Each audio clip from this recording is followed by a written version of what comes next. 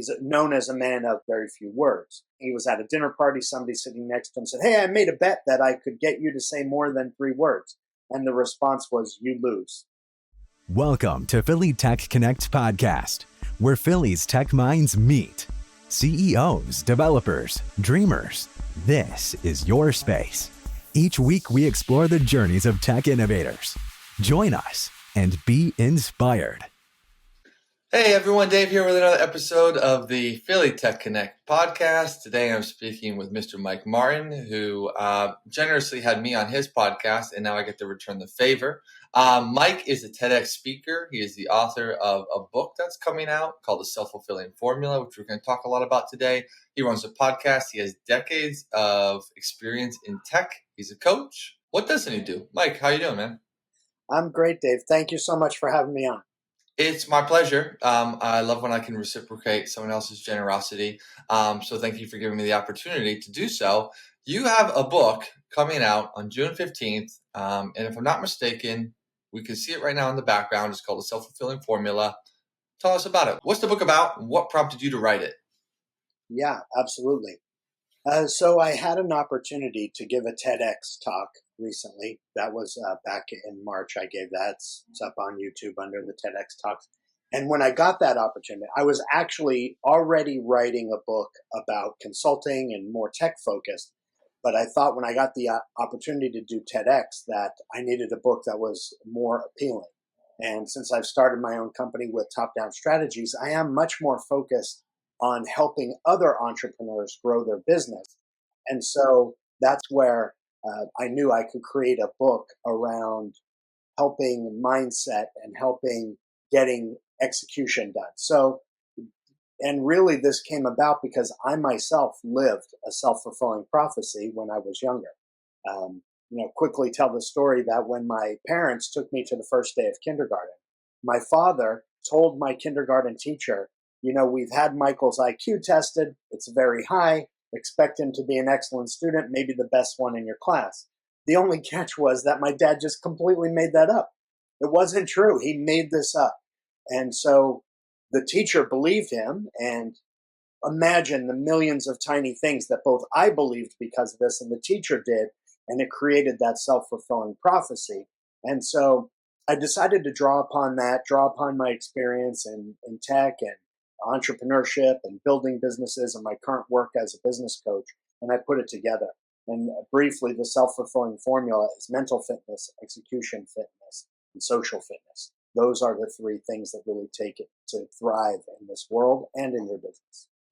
That's interesting. That's a super cool story. Perception often leads to some form of reality. And when you talk about, your dad kind of stating those expectations with the teacher and everything, I can imagine how that would lead to maybe you getting some extra attention, and then more attention leads to actually more achievement and all these other ways. And it does become this self-fulfilling prophecy. I don't want to spoil the book, obviously, but, you're here. It's something, I want to know more about. Let's talk about the 3 tenets, at least at a high level. So we kind of have an understanding. When you say mental fitness, what does that mean? Physical fitness we can kind of get maybe to a degree, but so start with mental fitness. Tell us where that goes. Sure, absolutely. So in my experience with, teaching others and helping entrepreneurs, I really felt that there were these 3 areas that just encapsulated almost all of the teaching. So all the coaching methods, all the effectiveness teaching that you see. So the first one being mental fitness, which is really, if you look at a self-fulfilling prophecy, it's based on belief and action. We'll get to action. But think about belief. You must believe at the very fiber of your being in whatever that is. So for me as a child, it was being a very good student. That I believed that. And I actually bent reality to align with that belief. So the book really talks about how do we take this power, the magic that's in a self-fulfilling prophecy, and engineer it, amplify it, supercharging it to help us thrive. What we do is, starting with mental fitness, that is about how do we cement that belief so that we can actually use it to drive ourselves forward. This is starting with I do a lot of work with positive intelligence. It's a framework, a coaching framework. I'm a PQ coach as part of one of the frameworks I use. It's a book written by Shirzad Chamine asking the question why only 20% of teens and individuals ever reach their true potential. And what they found is we built saboteurs, and they come from our childhood to protect ourselves when we were younger, but they don't serve us as adults. As a matter of fact, they get in the way. We judge. We might be hyper rational, hyper achiever, stickler, controller, avoider, whatever it is. And so learning to understand how we get in our own way and limit ourselves and our outcomes, and then with proven neuroscience backed and other disciplinary studies that have been done, they've shown we can actually rewire our brains to be more positive, happy, and successful. So that's really kind of what's at the core of mental fitness. There's a bunch of other things in there, but that's the driver. Yeah, that's very cool. You'll hear these sometimes referred to as like limiting beliefs, or they're basically these perceptions that we have of ourselves or our capabilities, and you generally kind of reach the potential that you set for yourself, right? And so if you believe, for example, that you're maybe not capable or deserving of some type of lifestyle or growth or whatever it is, it will likely be the case, right? You'll hear in different realms of entrepreneurship. I'm forgetting exactly what the word is, but it's kind of like these vocalizations of stating, what you are and what you can be in a positive way, and to eventually train yourself to perceive yourself as such. Just kind of say, I am worthy, I am intelligent, I am, etc. Things like that. Sometimes they'll say, kind of do that in the shower in the morning. Are there certain Positive habits? self-talk. Say that again. Positive self-talk. Positive self-talk, yes. So are there certain kind of habits that are mentioned in your book to develop, your mental fitness? Yeah, absolutely. And the ones that I believe in are ones that are backed by science. So, sometimes people can feel this is a little bit mystical, but it really isn't. I love the idea, and there's a formula that I mentioned in the book. It's called the law of self-control, right? So the law of cause and effect. We all understand, if I push a rock, it's going to go down the hill, cause and effect. Well, thoughts are causes. They cause our feelings, and our feelings drive our action or inaction. And then our actions are really what determine our outcomes. So if we can have positive thoughts, which in turn create positive feeling, which create positive actions, positive outcomes. But you can easily dip below the line, so to speak, and veer into negativity. And when you do that, you end up creating self-defeating prophecies instead of self-fulfilling or affirming prophecies. So there's certainly tons of methods. PQ is all about mindfulness. Meditation has been around forever. What they found is rewiring your brain for more positivity and to eliminate your saboteurs, you have to spend some time focusing on one sensation. It's about training your mind. It's self-command, we call it.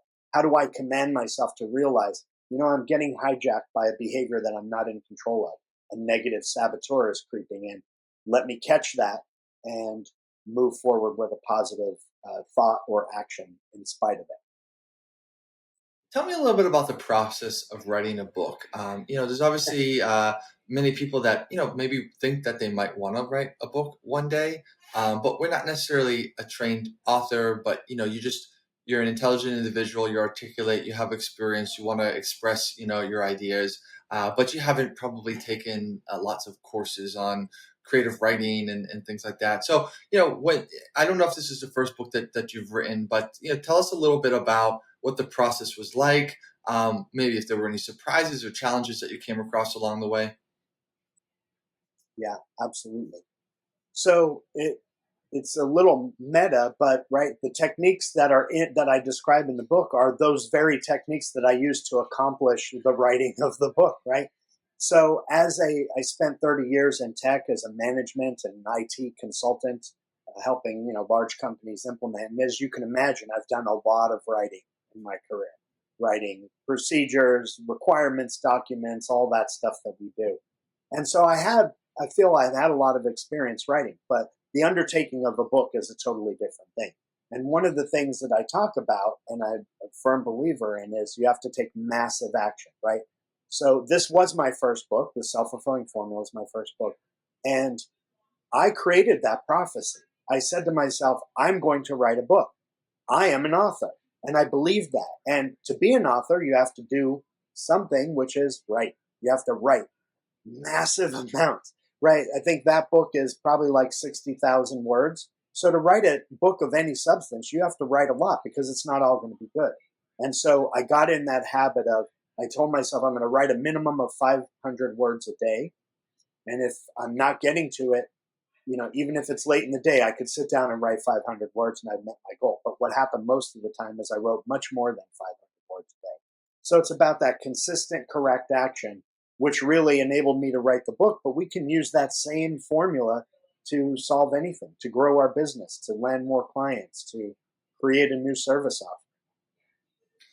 Super cool. I've heard again, people, they talk about just writing every day, and the more you exercise the muscle, the easier it becomes. A lot of times, when we just sort of show up to a blank page and are just thinking about writing something, it's difficult right out of the gate. But once we've started to kind of get in the habit of it, you'll find yourself that 500 words is no problem, and you're doing 1,000, 1,500, etc. And all of a sudden, you've got a book. All of a sudden, was this, And if with? I might, Go ahead. I'll share one other piece which I think is critical. The subject matter of the book is something that was near and dear to my heart. As I mentioned, I lived a self-fulfilling prophecy. And so it was something I knew, but it's also very much based on the work I do day to day with my clients. So it flowed from that. And I tell personal stories in there about my history and about lessons and about companies I've worked with. So drawing on the personal stories is super important. And then having a subject matter that you're passionate about, I think, is a key element in being able to do that. Very cool. Any books that you've read that you particularly like or might want to recommend, aside from, of course, yours, but that maybe were inspirations or. Yeah, absolutely. If we zoom out, you'll see this bookshelf behind me is just filled with them. So I could go on and on about this, but I'll focus in on the ones that I drew upon for the writing of this book, which were certainly positive intelligence. Like I said, I'm trained as a PQ coach, and that book has just a ton of value. And so that's one aspect of mental fitness. I also follow a lot of Brian Tracy's writing, so Eat That Frog, Focal Point, and the Psychology of Success. A lot of that was influential on me.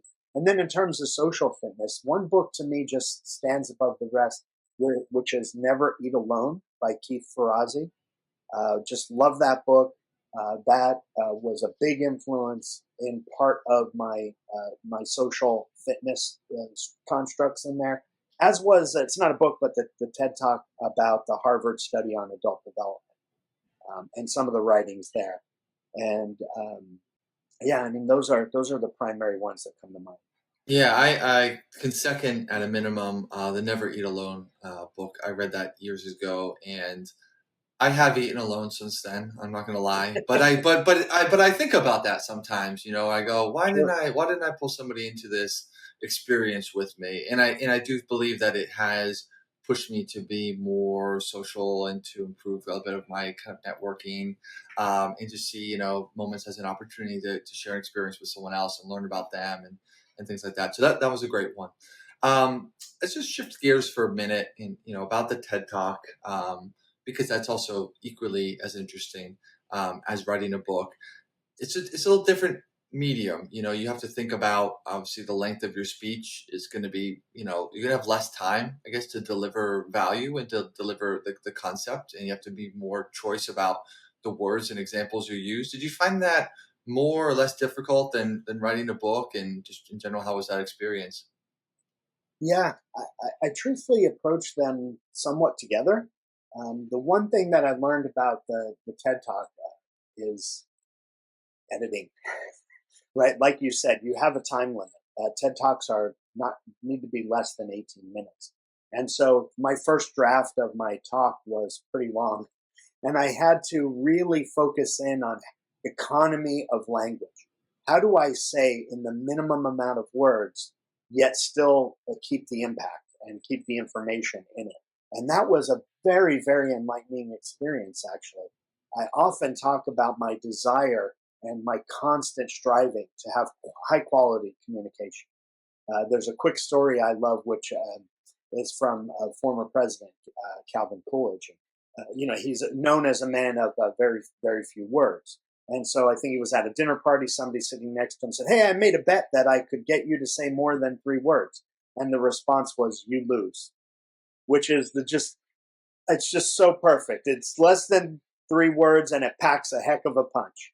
And that's what I strive to do in the TED Talk. So that was a big, big learning. And of course, speaking, I'm a pretty experienced speaker in front of groups, and I've given speeches to large conferences. But the other thing I've learned is I have tended to rely on my slides and have a PowerPoint. I do very picture PowerPoint. You don't want a lot of words on there. Again, going back to the communication, you need the economy of language, but just not having that, like winging it. The first, 6-7 minutes of the speech were all off of my head, and that was a challenge.